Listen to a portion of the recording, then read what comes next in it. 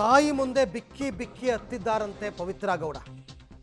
ಸಹಜವಾಗಿ ಈಗ ತಾನೇ ಅವ್ರ ಮನೆಗೆ ಹೋದ್ರಲ್ಲ, RR ನಗರದ ನಿವಾಸದಲ್ಲಿ ತಾಯಿ ಮುಂದೆ ಪವಿತ್ರ ಕಣ್ಣೀರಿಟ್ಟಿದ್ದಾರೆ. ಹೌದು, ಎಂಥವ್ರಿಗೂ ಕೂಡ ದುಃಖ ಆಗುತ್ತೆ, ಮತ್ತೆ ಜೈಲಿಗೆ ಹೋಗಬೇಕಲ್ಲ.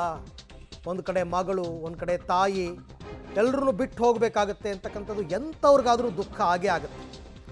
ಸಹಜವಾಗಿ ಈಗ ಮಗಳನ್ನು ಸಂತೈಸಿದ್ದಾರೆ ತಾಯಿ ಭಾಗ್ಯಮ್ಮ ಅಂತಕ್ಕಂಥ ಮಾಹಿತಿ. ತಾಯಿ ಮುಂದೆ ಬಿಕ್ಕಿ ಬಿಕ್ಕಿ ಹತ್ತಿದ್ದಾರೆ ಪವಿತ್ರ ಗೌಡ. RR ನಗರದ ನಿವಾಸಕ್ಕೆ ಅವರ ಆಗಮನ ಆಗಿತ್ತು. ಆ ಆಗಮನ ಆದಾಗ ಈಗ ತಾಯಿ ಮುಂದೆ ಅವರು ಬಿಕ್ಕಿ ಬಿಕ್ಕಿ ಹತ್ತಿದ್ದಾರೆ. ಕೊನೆಯದಾಗಿ ಅವ್ರ ಜೊತೆಯಲ್ಲಿ ಸಮಯವನ್ನು ಕಳೀತಾರೆ. ಅದಾದ ನಂತರ ಮತ್ತೆ ಗೊತ್ತಿರಬೇಕು, ಕೋರ್ಟ್ ಮುಂದೆ ಅವರು ಹಾಜರಾಗ್ತಾರೆ. ಇನ್ನು ಬೆಂಗಳೂರಿನಲ್ಲಿ ದರ್ಶನ್ ಆಪ್ತ ಪ್ರದೋಷ್ ಅರೆಸ್ಟ್ ಆಗಿದ್ದಾರೆ. ಸುಪ್ರೀಂ ಕೋರ್ಟ್ ಬೇಲ್ ರದ್ದು ಬೆನ್ನಲ್ಲೇ ಪ್ರದೋಷ್ ಅರೆಸ್ಟ್ ಆಗಿದ್ದಾರೆ. ಪ್ರದೋಷ್ ರಾವ್ ಒಬ್ಬ ವ್ಯಕ್ತಿಯನ್ನು ಪೊಲೀಸರು ಈಗಾಗಲೇ ವಶಕ್ಕೆ ಪಡೆದಿದ್ದಾರೆ. ಈತನ ಬೇಲ್ ಕೂಡ ರದ್ದಾಗಿತ್ತು.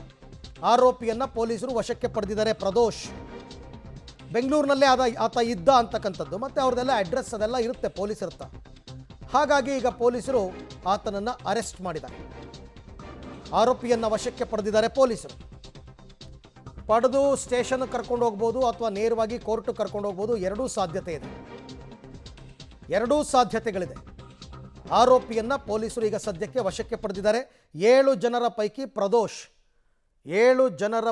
ಪ್ರದೋಷ್ನನ್ನು ಈಗ ಪೊಲೀಸರು ವಶಕ್ಕೆ ಪಡೆದಿದ್ದಾರೆ.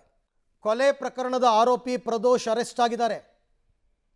ಹಾಗಾಗಿ ದರ್ಶನ್ ಆಪ್ತ ಪ್ರದೋಷ್ ಬೆಳಿಗ್ಗೆ ಅವ್ರ ಪರ ಲಾಯರ್ ನಮ್ಮ ಜೊತೆನಲ್ಲಿ ಮಾತನಾಡ್ತಾ ಇದ್ರು. ಬಹಳ ಕಾನ್ಫಿಡೆಂಟ್ ಆಗಿದ್ದರು, ಪ್ರದೋಷ್ಗಂತೂ ಬೇಲ್ ಸಿಕ್ಕೇ ಕಂಟಿನ್ಯೂ ಆಗೇ ಆಗುತ್ತೆ ಅಂತಂದ್ಬಿಟ್ಟು. ಯಾಕೆಂದರೆ ಪ್ರದೋಷ್ ಮೇಲೆ ಇರ್ತಕ್ಕಂಥ ಆರೋಪಗಳು ಬೇರೆ, ಹಾಗಾಗಿ ಸಿಕ್ಕೇ ಸಿಗುತ್ತೆ ಅಂತಂದ್ಬಿಟ್ಟು. ಬಟ್ ಸ್ಟಿಲ್ ಕೋರ್ಟ್ ಅದನ್ನು ಪರಿಗಣಿಸಿಲ್ಲ ಅನ್ನೋ ಕಾರಣಕ್ಕೋಸ್ಕರನೇ ಈಗ ಕೋರ್ಟು ಆತನಿಗೆ ಜಾಮೀನನ್ನು ಕೊಟ್ಟಿದ್ದಂತಹ ಜಾಮೀನನ್ನು ರದ್ದು ಮಾಡಿತ್ತು. ಸದ್ಯಕ್ಕೆ ಈಗ ಪ್ರದೋಷ್ನನ್ನು ಪೊಲೀಸರು ವಶಕ್ಕೆ ಪಡೆದಿದ್ದಾರೆ. ತುಂಬ ಆ್ಯಕ್ಟಿವ್ ಆಗಿದ್ದಾರೆ ಪೊಲೀಸರು ಎಲ್ಲ ಕಡೆ.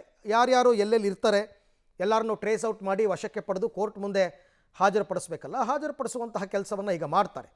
ದರ್ಶನ್ ಅವರ ಅತ್ಯಾಪ್ತ ಪ್ರದೋಷ್ ಸದ್ಯಕ್ಕೆ ಪೊಲೀಸರ ವಶಕ್ಕೆ ಬಂದಿದ್ದಾರೆ. ಮತ್ತಷ್ಟು ವ್ಯಕ್ತಿಗಳನ್ನು ಅಂದರೆ 7 ಜನರಲ್ಲಿ ಬೇರೆ ಬೇರೆಯವ್ರನ್ನ ಟ್ರೇಸ್ ಔಟ್ ಮಾಡೋ ಕೆಲಸ